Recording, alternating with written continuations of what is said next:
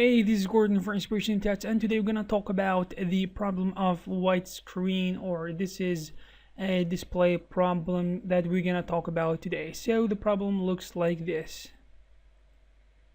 I'm gonna open this image here, and as you can see here, the users who face this problem, they seem to have this white screen all over the place, and it is not a good thing, trust me. It is frustrating as hell. So the problem is simple to solve. It's very simple. It's gonna take you less than a minute. Okay, we're gonna go to customize and gonna go to preferences. All right, we're gonna go now to viewports and we're gonna choose driver. So in my case, I am using the Nitros, which is recommended. Sometimes you're gonna find yourself using Direct 3D or OpenGL.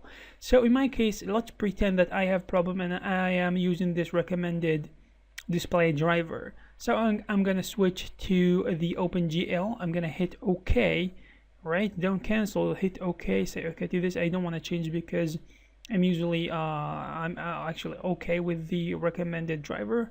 So you're gonna use the OpenGL, you're gonna close the software, and you're gonna restart again, and this should do it.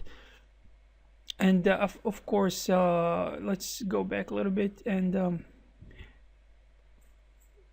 for example, if you are using a Direct 3D, for example, if you are using a Direct 3D driver and you want to switch to the Nitros, this probably is going to do it as well. And sometimes you are using the OpenGL and you want to switch to the Nitros or switch to Direct 3D, and this is probably going to do it.